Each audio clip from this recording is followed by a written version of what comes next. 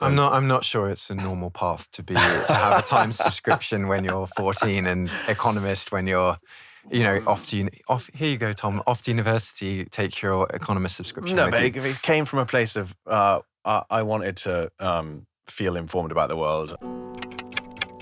The Signal. You are listening to The Signal. The Signal. Cutting through the noise. You are listening to The Signal. Welcome to The Signal, a podcast with a global perspective on media, journalism, and technology. Hello, Fergus. Hi, Tom. We are often in rooms and conversations where big bosses of news media are nervous and they're wringing their hands about how they can connect with young audiences.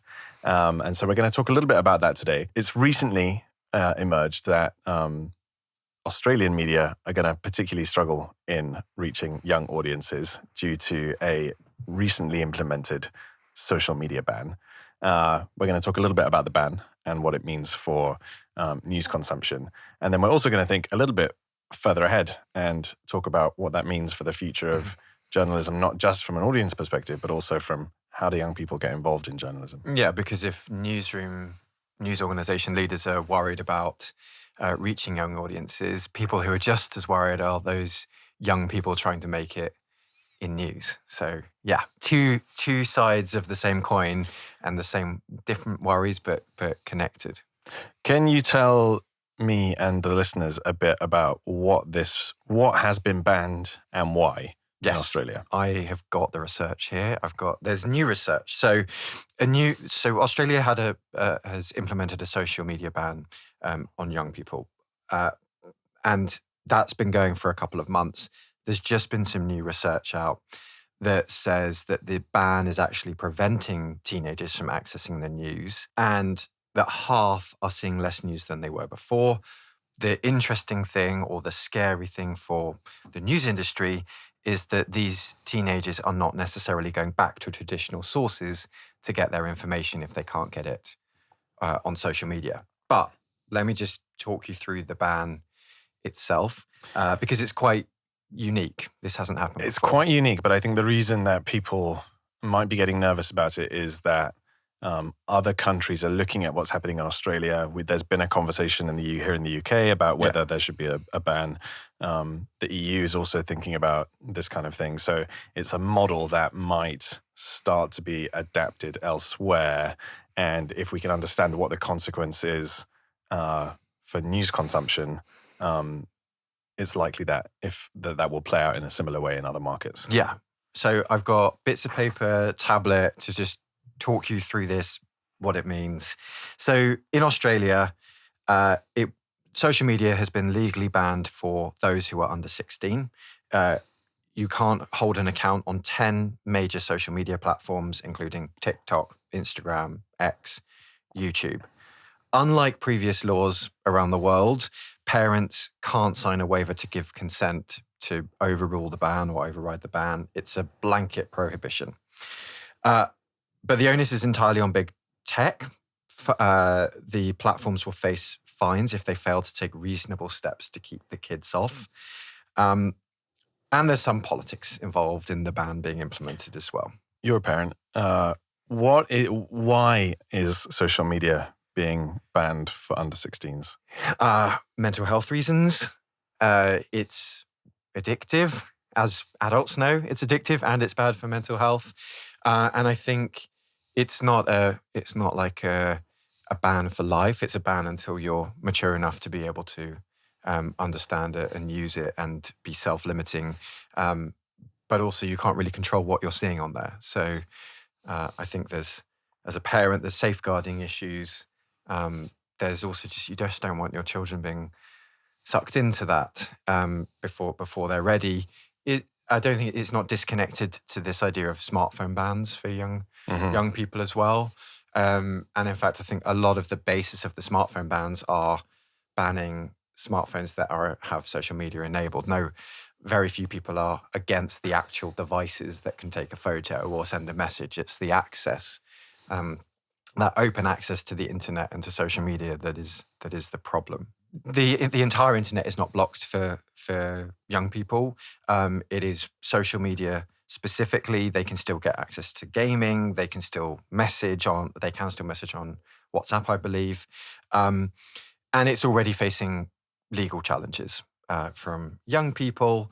And yeah, some people don't like it. Some people do like it. I was actually in Australia when the ban came into force, and was there as the news coverage was there, and they were interviewing kids and parents, and it seemed to be a mixed response to the ban at the time. From what I've heard anecdotally, some people love it, and you hear the young people love it, and they've got their time back, whereas some people obviously don't love it. It's always going to be mixed.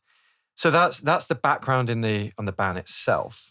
But this new research that has come out 2 months after, I think it was conducted 2 months after the ban came into place. It's by the Western Sydney University and Queensland University of Technology. It looked at just over 1,000 Australians aged 10 to 17 and was conducted in February of this year. And it looked at the ban, the impact of the ban on young people's news engagement. So the preliminary report gave these findings. The social media ban has had limited reach so far. 3 in 5 under 16s report no meaningful change in social media access, while 1 in 4 have been significantly affected. We don't know the reason for that at the moment, but I think some of this is going to come down to parental guidance or kind of what your setup is at home, or how you've locked things down. Yeah, surely, teenagers are notoriously resourceful. I assume that there are various technological ways, VPNs. Teenagers are turning on VPNs to get around this ban. Yeah. Okay. So in terms of the actual news consumption, social media is the primary source of news for young people in Australia anyway. 2 in 5 young people aged 10 to 17 used social media for news yesterday, says the research, while 1 in 3 actively follow social media accounts to get news. When the ban does work, news access and civic engagement plummets. So 1 in 2 of those significantly impacted by the ban say they are now getting less news. So half of the people impacted by the ban get less news. Are they looking elsewhere for news? They are not looking at traditional sources to get news. That's what the research is saying. I don't think we know exactly where they're looking yet.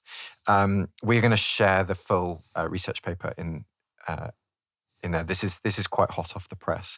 But the impact of reduced news access is not evenly distributed. So the ban's impact falls hardest on young people whose news diets are the most restricted. And news diets are already limited. So 2 in 5 young people don't use any formal news sources beyond what they get access to indirectly on social media. So social media really is the pathway to news. And basically the research says that if enforcement improves and more people are banned and not getting around it, then the consequences for news access will grow. It will affect more young people, and young people's news engagement will decline further. So we've got this juxtaposition between a news industry that is desperately trying to engage younger audiences, and in one country, the restrictions designed to make young people safer are severely hampering young people's ability to get news. Right. So there's this tension, I guess, because the reason that the platforms have been banned is that they're viewed as kind of toxic spaces and harmful spaces, which I don't disagree with. A lot of the journalists that we work with and speak to see their role as trying to get the good information onto these. They know that the spaces are toxic, but potentially quality media is an antidote to some of that. And so if you then can't reach the young audiences on those platforms, it's likely that newsrooms may not continue to invest in that, and the platforms will then become more toxic. Yeah, the irony here is that official cyberbullying complaints rose 26% post-ban. Wow. So it basically moved to unmonitored private chat groups, which were not affected by the ban. Which can become toxic. They Which may can- not start toxic, yeah. but they can surely become really toxic. So it's not actually stop that kind of toxicity. It's just, it looks like it's just limiting people's access to information, to accurate information. And if they're not going to traditional news sources, then, that's problematic as well. Where are they going for accurate information? Or perhaps without access to accurate information and news sources, they're not going anywhere to find information. It's quite a tricky circle to square, I think. I'm not sure how I feel about the ban in general. I can totally understand as a parent why I would want to protect my child from some of the kinds of content that you can find on those platforms. But this seems like a massive unintended consequence. And the risk is that we leave a generation kind of feeling disconnected in some way and disengaged from public life, as the kind of research is showing. What happens, the moment that cohort turns 16, 17 and is allowed back on social media? It's kind of that readiness. So it's the same as what happens when young people are prohibited from drinking alcohol. Some of them will still find a way to do it anyway. And then once they turn of age, some people binge on it and are completely consumed by it. That's a kind of parental responsibility question, I think, like how you manage young people's access to things that are toxic or potentially damaging, but also can be nice or useful. I think it's worth us just setting some of the context for exactly how the news industry sees young people and social media as its kind of path to sustainability. News audiences, print audiences are older. People who pay for news are older. You go to any event where news industry leaders are talking and they want to be capturing young audiences. You see a lot of initiatives. You see what the BBC is doing in terms of making some kind of pivot to YouTube with its content. Organizations who produce news need new audiences, and often social media is that gateway. Right. So it kind of comes back to this same old problem of the only way, or in some ways the biggest way that news media can reach their audiences is on platforms that are owned and run by other companies, tech giants, who do a mixed job of making sure that those are kind of safe spaces. Maybe mixed is generous there, and whose algorithms are the things that are deciding what people see. And so often we're trying to advocate to newsrooms that we work with that they need a direct relationship with their audiences. Trying to build a direct relationship without being able to reach people on social media is really hard. Because how does discovery even work? Like if I ask my kids about where they might go for news or what a news brand is, they're not going to know. Right. I think a lot of kids don't know what a news brand or what a brand is unless they've seen it on social media. Because it's in the feed as they're scrolling. Yeah, they're otherwise not looking for it, but they might happen upon it, which I think is what's happening here. That's why people are not going to find news. They report having seen news because they're scrolling through a feed, but they wouldn't go actively looking for it. Yeah. So I think, and there's going to be problems.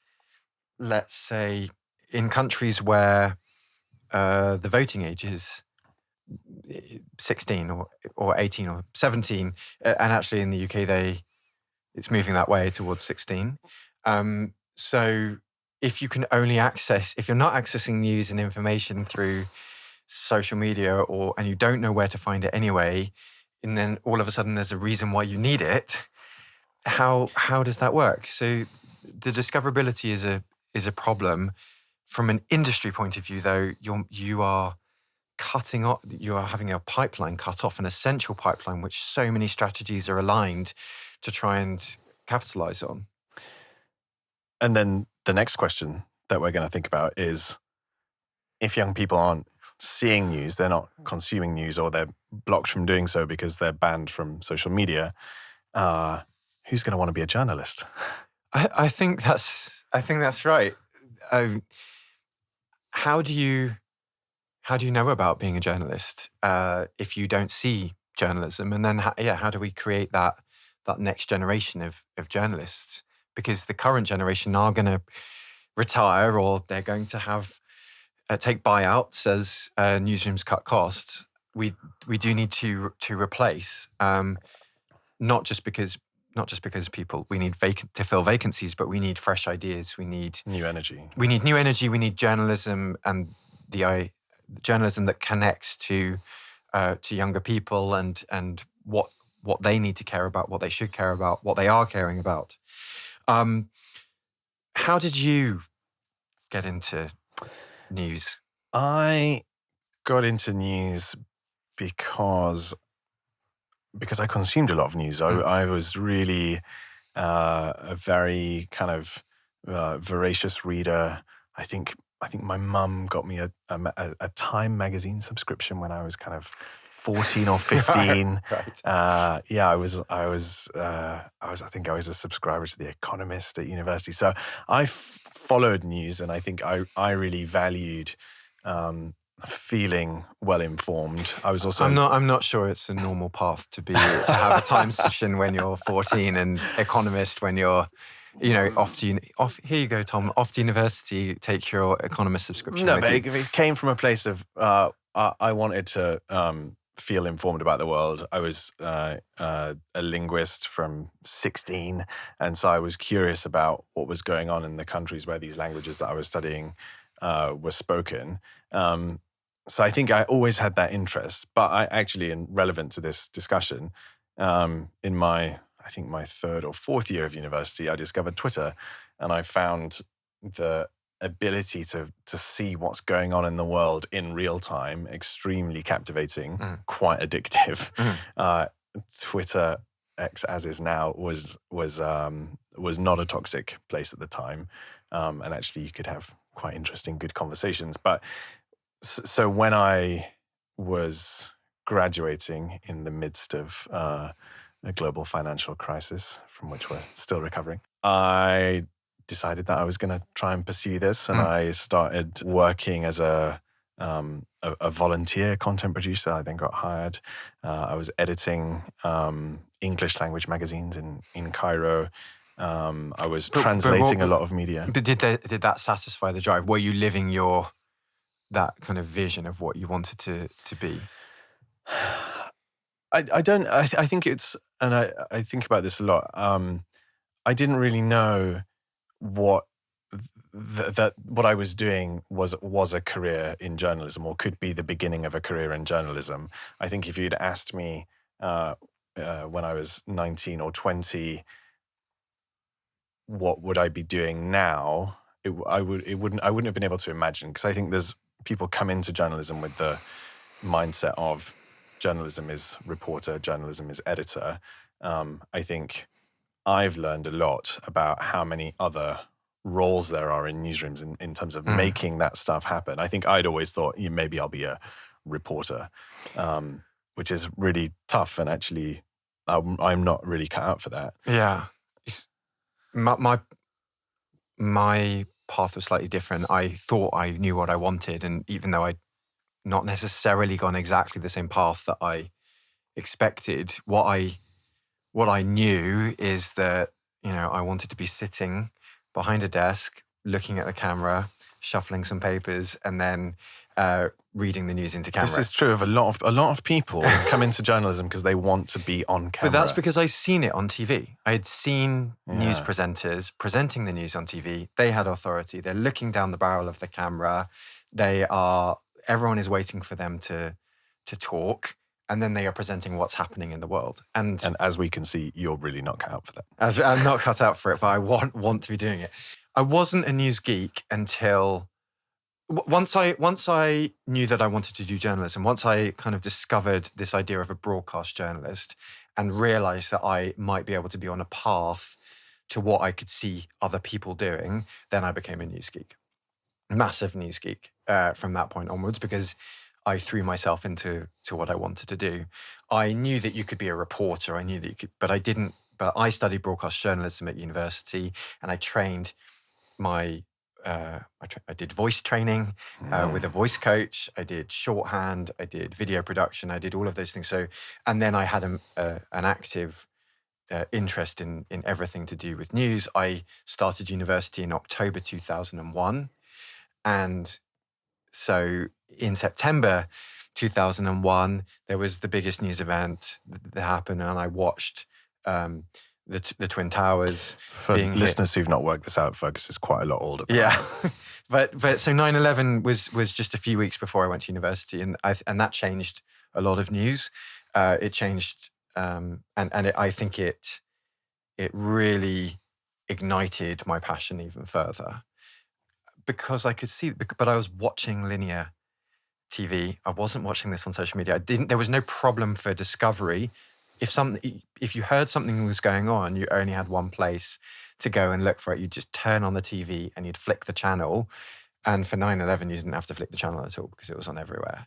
So this is a really long story, but not being able to see news content, I think, is problematic because it doesn't inspire that next generation of people. You have to be able to see what you want to be doing, and I think, maybe if you're not seeing creators, you're not going to want to be a creator. I suspect you're still going to see those creators elsewhere and kind of third hand, but will you still see news content unless you're going on holiday where they still have a news stand? There's going to be families of poor Australian kids who are traveling abroad, and they're not looking at the world around them because they're going to be using their time to catch up on TikTok that they've missed for the last 6 months. I can see it now. I mean, I think it upsets me a little bit that people won't be able to discover news, because news has played such an important role in my life and career, and you grow up seeing journalists that you respect and want to emulate. Or you want to, or the types of stories that they're covering that you want to cover. If I wasn't sitting behind a desk, I wanted to be a foreign reporter, as did a lot of people. A lot of people wanted to be war correspondents because they saw war correspondents. I would be really surprised if people knew what a war correspondent was now or could name one. So I think you have to be able to see people in these roles in order to aspire to them. And I think that's similar to lots of roles. Like, you have to be able to, you can't imagine what a doctor does unless you've been in contact with a doctor, or you can't imagine what a scientist's role might be unless you have exposure to them talking about their job. Journalism has had a huge amount of exposure previously because people could turn on the TV or open a newspaper or see it on a newsstand or open a social media feed.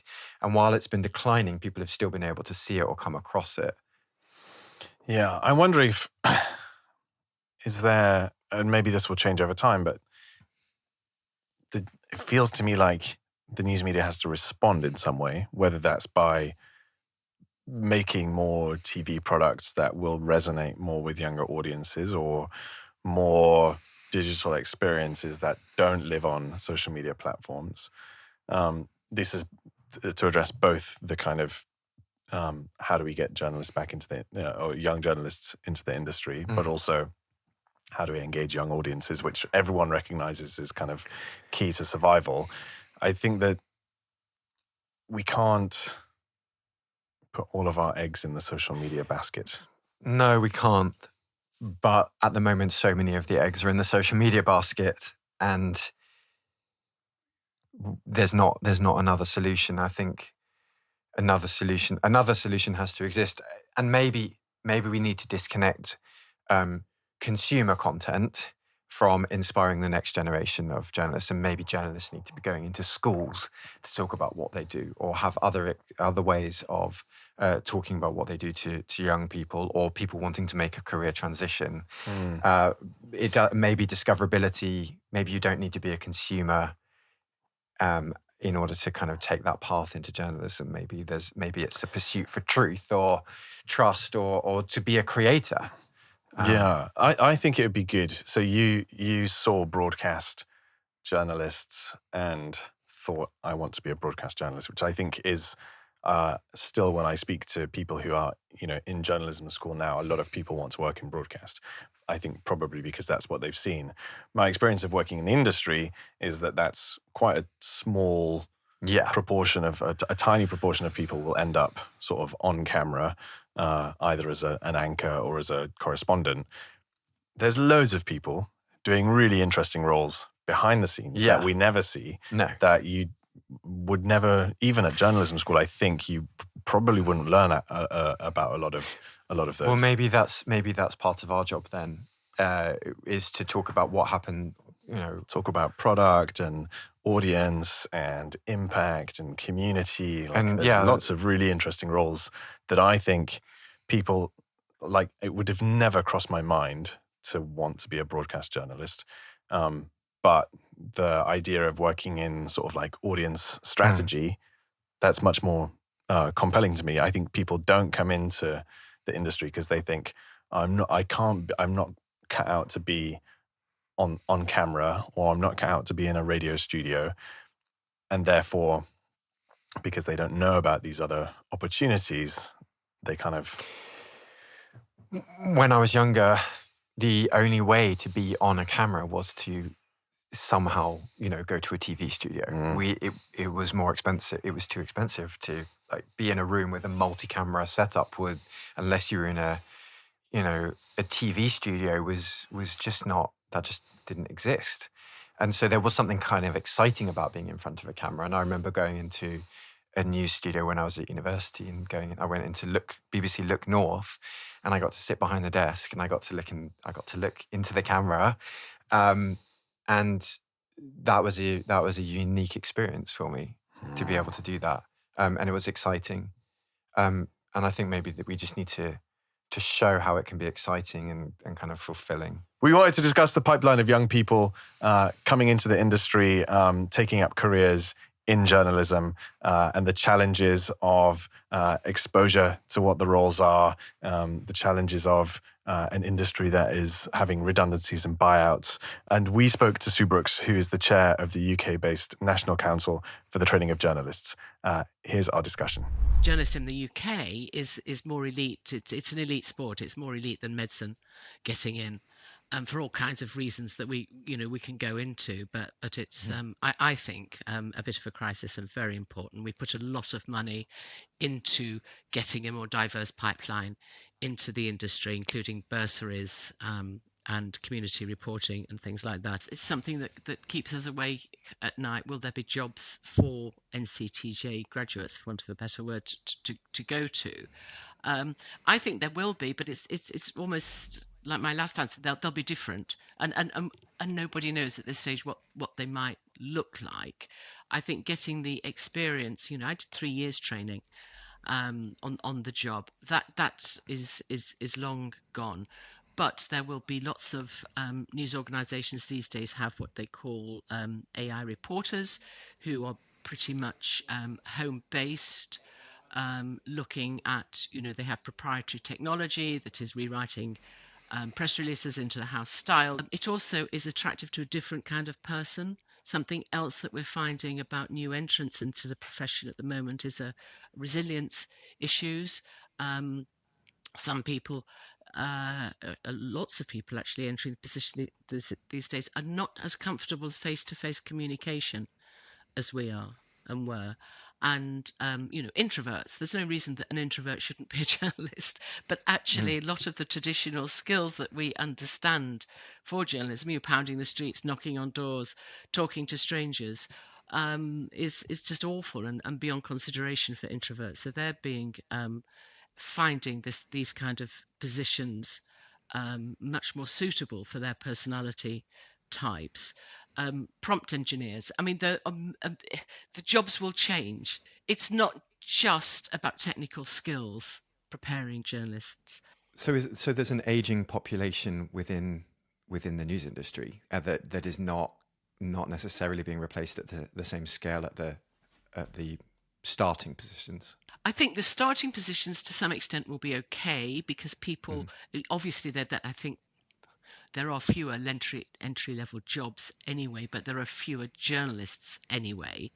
I think it's almost the middle bit. There'd be the squeeze middle because as the younger people are going straight into the the kind of brave new world, as it were, the older ones will be coming out of the profession within the next 5-10 years anyway. It's the future leaders. Where will the new entrants now, who will be, that one would expect the newsroom leaders of the, next decade, where will they get the holistic skills they need to drive newsrooms forward?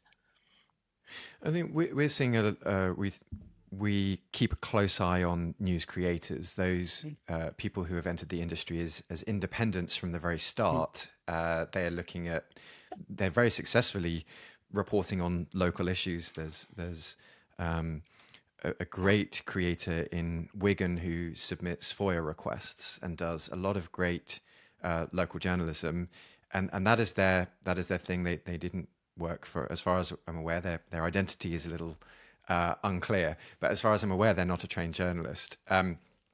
But this is another pathway. I'm really interested to know if the kind of route into independent journalist or independent news creator is something that you've seen, something that the NCTJ is preparing for, or we know that when we speak to newsrooms, they're dipping their toe into being creators themselves in that sense. Is this something that you're seeing or aware of? Yeah, I mean, obviously, it's a seismic shift in the industry. I would argue, the NCTJ would argue that whoever you are, the fundamentals, however you deliver the news, that the fundamentals of what we do, the ethics, learning about how to be a journalist doesn't change. That's not changed, and nor will it, nor should it. Who pays the piper at the end of the day will be the significant thing, and I don't think that's just. I think that's an issue that is, everybody from the BBC downwards is struggling with. Be, be, because they're losing talent to people who want to become entrepreneurs in the same way. It's a really interesting debate, isn't it? Because I can see ways that the larger news organizations, to your point, have to embrace it so that people can their staff can make more direct relationships with their audience. I think Jeremy Bowen is top class because he's been nurtured and fed, and the stories and whatever is obviously it's his talent as well, but it's his longevity, it's his knowledge that has been gleaned in part from being part of the larger organization. So how do you keep both running? Which comes first? A lot of the major stars now who are going alone have been nurtured elsewhere by, for want of a better word, mainstream media. And will the trust come from somebody who's gone it alone from day one? I don't know. They've also had the opportunity to have many different levels of experience through their careers in these organizations, and I think there's the early career journalists that we've talked about, but certainly what keeps coming up for us in our work is the middle management layer, is the people who need to manage the new people coming into organizations. They don't have as much experience, and there's not as much training and support for them. And we need them in order to steer the ships and make sure that they're focused on the right direction, and they're thinking about revenue. They're thinking about how to make their organization entrepreneurial if possible. So that's not a question. It's my observation. My concern is that at some point, if we don't get a solid funnel going in terms of people coming into into organizations, we're going to end up with a leadership gap. Yes, that's absolutely true, and that's the elephant in the room, isn't it? Is who's going to pay for all this?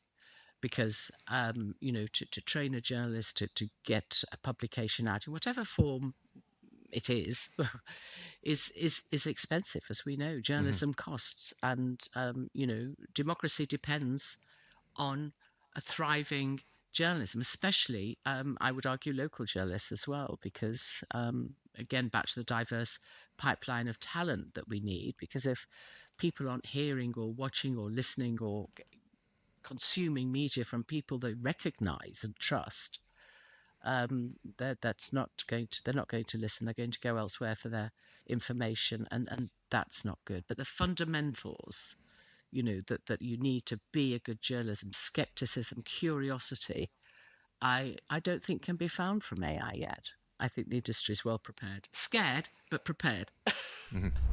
Very special thanks to Sue Brooks there for giving up her time to talk to us. Thank you for listening to The Signal. Remember to subscribe to our newsletter in order to get our show notes. Leave comments so that we can understand what you might want to see in future episodes. And remember to tell your friends and family to like and subscribe wherever they find their podcasts.